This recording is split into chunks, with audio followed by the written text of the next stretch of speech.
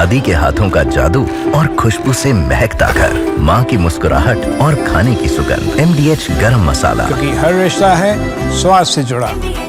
इस वक्त की बड़ी खबर खेरसौन से। खेरसौन में यूक्रेनी स्ट्राइक हुई है। रूसी बोट को तबाह किया है। ड्रोन से किया गया था ये हमला।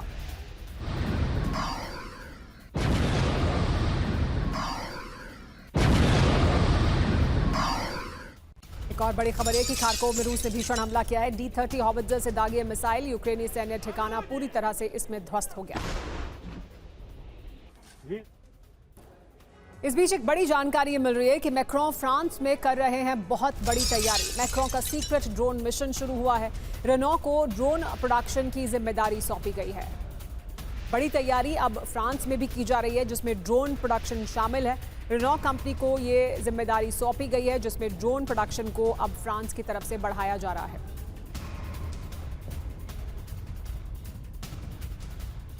तो मैक्रों का सीक्रेट प्लान है ड्रोन प्रोडक्शन पर जोर। सरकार का प्रस्ताव यह है कि कार कंपनी रेनॉ को फ्रांसीसी सरकार आदेश दे रही है, प्रोडक्शन लाइन के कुछ हिस्सों में ड्रोन बनाए जाएं। यूरोप की रक्षा तैयारी को देखते हुए ये अहम कदम उठाया गया है। फ्रांस अपनी मिलिट्री इंडस्ट्री को अब मजबूत कर रहा है। कार प्रोडक्शन वाले कर्मचारी हथियार बनाएंगे। रेनॉ कंपनी में ही ड्रोन प्रोडक्शन को बढ़ाया जाएगा। एक और बड़ी खबर लेकिन युद्ध के मैदान से है कि यूक्रेन की सुरक्षा गारंटी पर नेटो का प्लान क्या है वो समझिए। नेटो बेस पर F-35 की तैनाती की तैयारी है। अमेरिका से रोमानिया में F-35 तैनाती को कहा गया है। हवाई सहायता के लिए विमान की तैनाती की जाएगी। ट्रंप यूक्रेन में सेना भेजने का इनकार कर चुके हैं।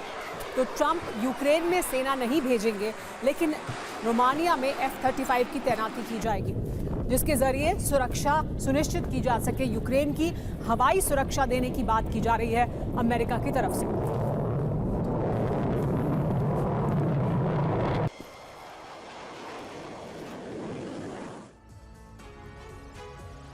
सुरक्षा गारंटी के बारे में परिकल्पना ये की गई है कि युद्ध विराम लागू होते ही यूक्रेनी हवाई सुरक्षा की जिम्मेदारी यूरोप मिलकर संभाले।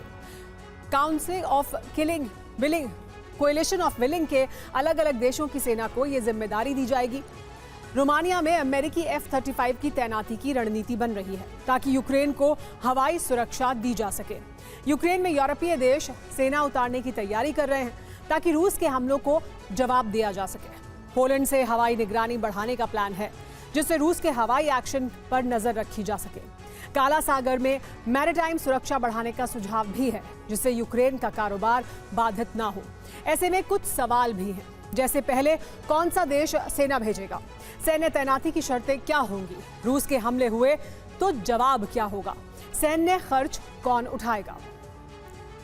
रूसी सेना ने अब सर्दी में जंग की तैयारी शुरू कर दी है। इसके तहत यूक्रेन में न सिर्फ जबरदस्त हमले किए जा रहे हैं, बल्कि यूक्रेन के ऊर्जा ठिकानों को जलाया जा रहा है।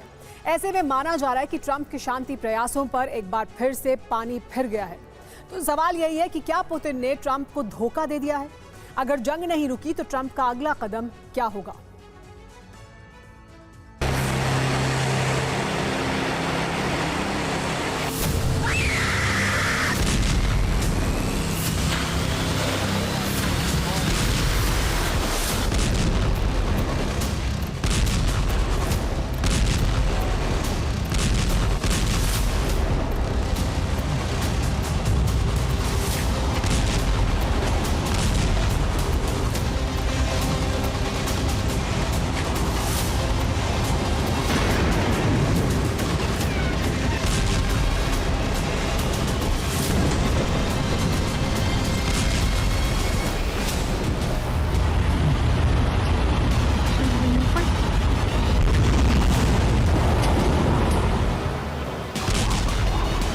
चौबीस घंटे के अंदर ही ट्रंप की उम्मीदों पर पानी फिर गया। ट्रंप वॉशिंगटन वार्ता के बाद शांति की उम्मीद कर रहे, लेकिन हुआ ठीक उसका उल्टा। वॉशिंगटन वार्ता का परिणाम ये हुआ है कि जंग की आग भीषण और भयावह हो गई। रूस और यूक्रेन दोनों ने एक दूसरे पर हमले तेज कर दिए। ये दोनों तस्वीरें इसी बात का प्रमाण है।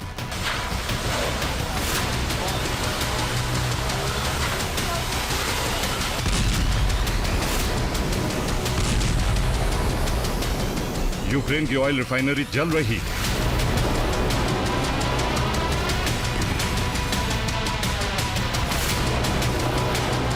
यूक्रेन के तेल डिपो भस्म हो रहे हैं।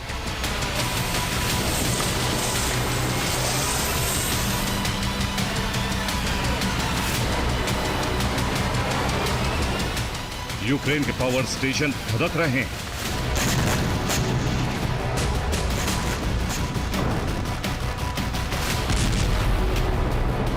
यूक्रेन की पावर ग्रिड तबाह हो गई।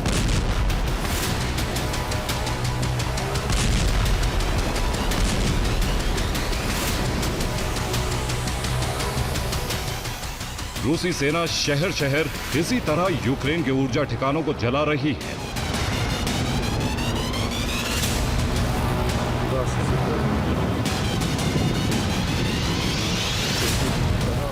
रक्षा विशेषज्ञों के मुताबिक युद्ध विराम के बदले रूस ने अब सर्दी में जंग की तैयारी शुरू कर दी।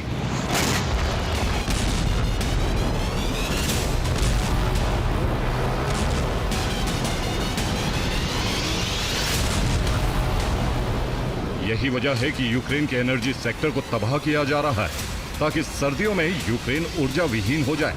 अगर ऐसा हुआ तो यूक्रेन सरेंडर पर मजबूर हो जाएगा।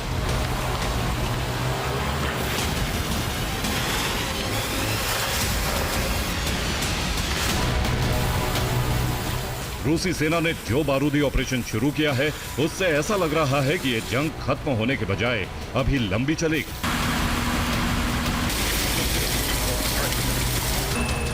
सवाल यही है कि आखिर वॉशिंगटन वार्ता के तुरंत बाद रूसी सेना ने यूक्रेन के एनर्जी सेक्टर को तबाह करना क्यों शुरू कर दिया है? सबसे पहले इस सवाल का जवाब ढूंढना जरूरी है।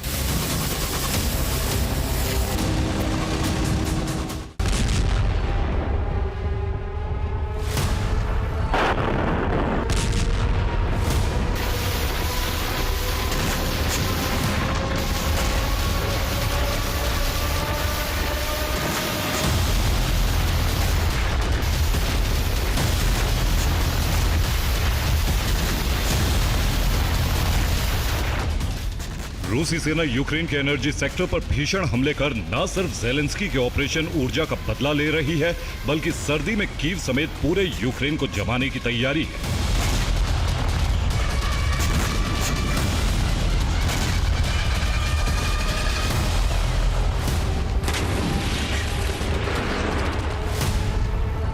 सर्दी में अगर यूक्रेन के पास बिजली, तेल और गैस की कमी हुई तो उसके लिए जंग में बने रह पाना संभव नहीं होगा।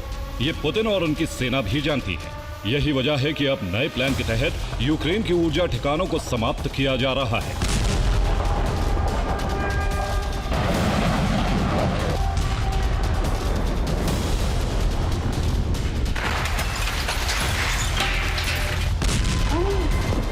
रूसी सेना ने KH-101 मिसाइलों से हमला कर क्रेमेंचुग ऑयल रिफाइनरी को बर्बाद कर दिया।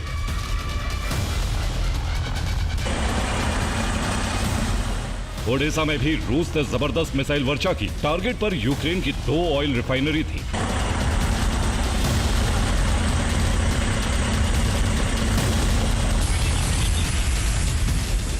रिपोर्ट्स के मुताबिक रूसी हमले के बाद दोनों रिफाइनरी में भीषण आग लग गई।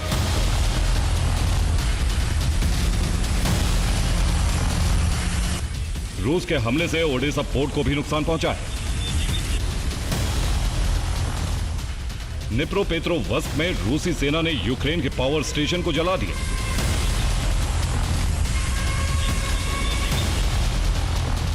सूमी में रूसी सेना ने 30 ड्रोन से सीरियल धमाके किए। हमले में कई इमारतें बर्बाद हो गई। खार्किव में रूसी हमले की वजह से 7 लोगों की जान चली गई, 30 लोग घायल हो गए।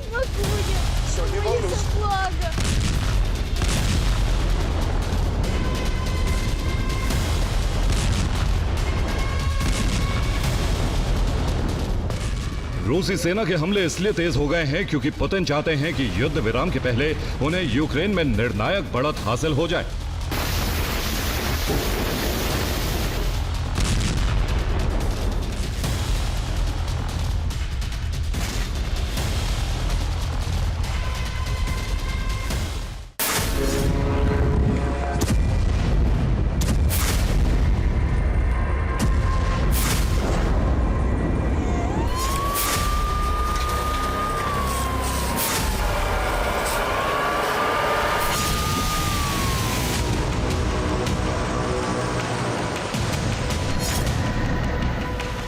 जिस तरह रूस यूक्रेन के एनर्जी सेक्टर को जला रहा है, उसी तरह यूक्रेन भी रूस के ऊर्जा ठिकानों को टारगेट कर रहा है।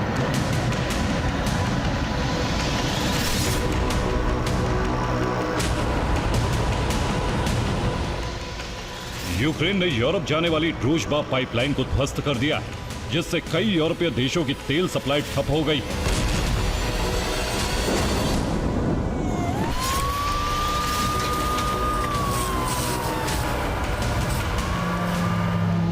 यूक्रेन ने न सिर्फ पाइपलाइन को ध्वस्त किया, बल्कि रूस की तेल रिफाइनरी और गैस स्टेशनों पर भी जबरदस्त हमले किए।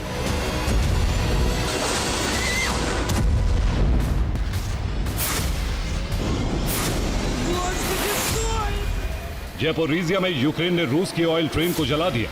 डोनेस्क में यूक्रेनी फोर्स ने रूस के सैन्य बेस को तबाह कर दिया। कुपियांस्क में यूक्रेन ने उस इमारत को ध्वस्त कर दिया जिसमें रूसी सैनिक थे। मेलिटोपोल में यूक्रेन ने रूस की सैन्य टुकड़ी का खात्मा कर दिया। दादी के हाथों का जादू और खुशबू से महकता घर, माँ की मुस्कुराहट और खाने की सुगंध। MDH गरम मसाला, क्योंकि हर रिश्ता है स्वाद से जुड़ा।